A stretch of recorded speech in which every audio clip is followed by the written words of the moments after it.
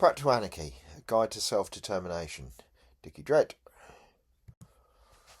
Chapter 6, Religion and Authority.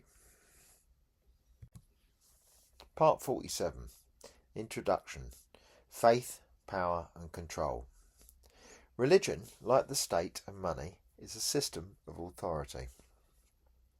It is not the same in every form.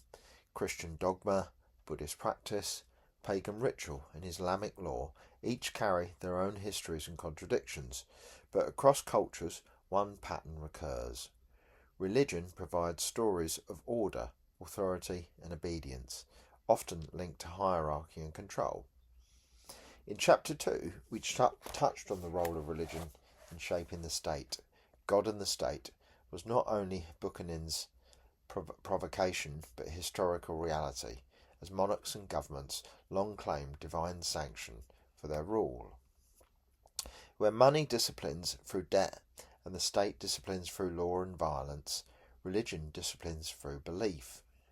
It promises salvation, community or transcendence, but often under the condition of obedience to priests, imams, rabbis or sacred texts.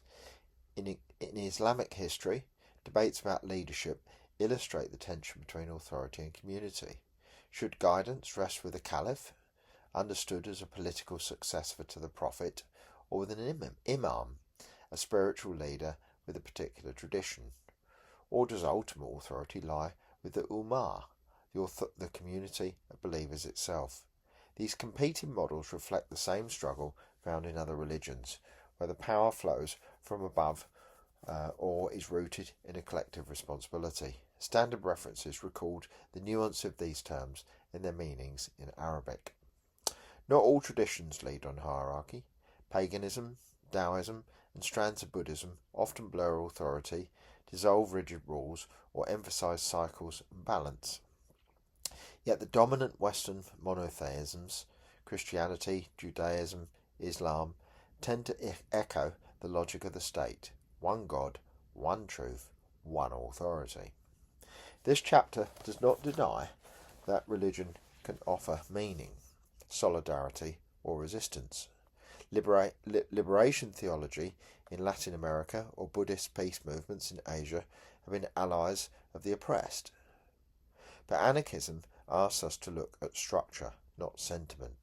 When religion is tied to money, to empire, to patriarchy, and to war, it serves as a cage, no less than wage slavery or the ballot box.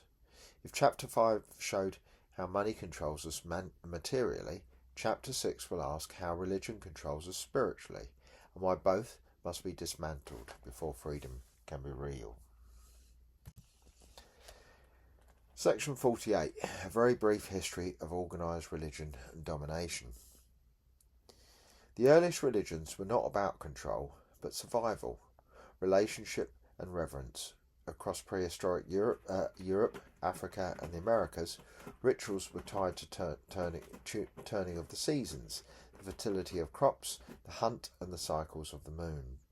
Stone circles, burial mounds and cave paintings testify to spiritualities rooted in the land. These were not... Stop it! Sorry, cats are destroying the sofa again. These were not systems designed to extract wealth, but ways of aligning human life with the natural world. Pagan traditions that survived into classical and medieval times, from Celtic fire festivals to Slavic harvest rites, kept this orientation, celebrating reciprocity with nature rather than obedience to rulers. Over time, however, religion became increasingly entwined with power.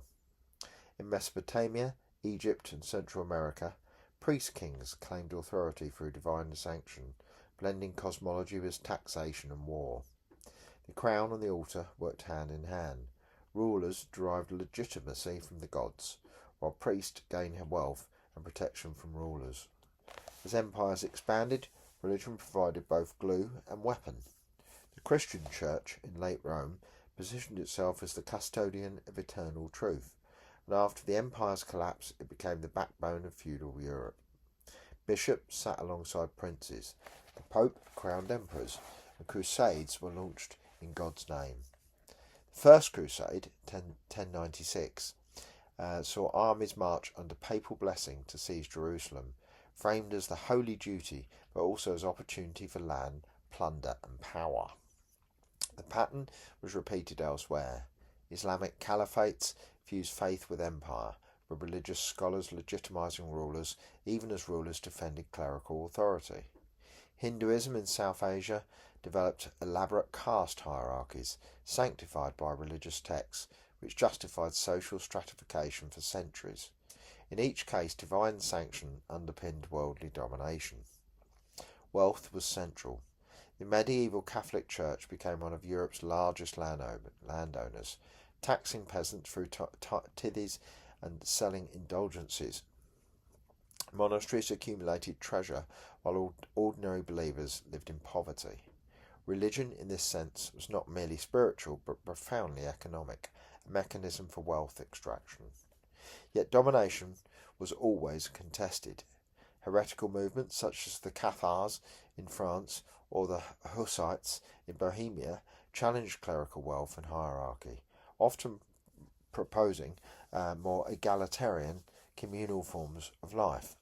The repression through inquisitions, burnings and crusades launched against Christians themselves showed how violently the Church defended its power.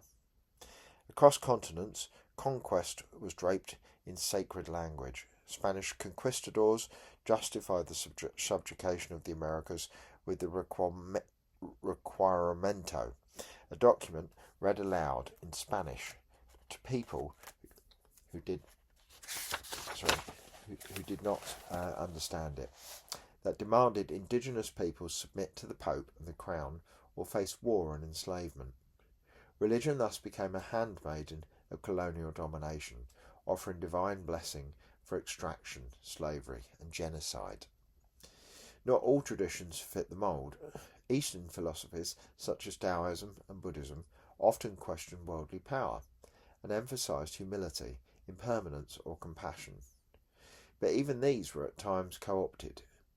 Buddhist monasteries in China and Japan became landowners, political players, and Shinto in Japan was mobilised to sanctify imperial conquest in the 20th century.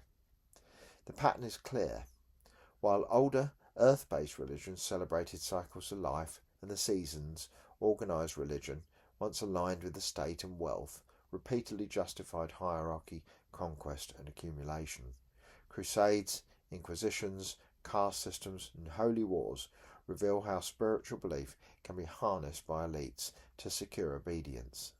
Later sections will explore how these dynamics continue in the prosperity gospel of the United States, in religious nationalism worldwide, and in the entanglement of faith with money and warfare today.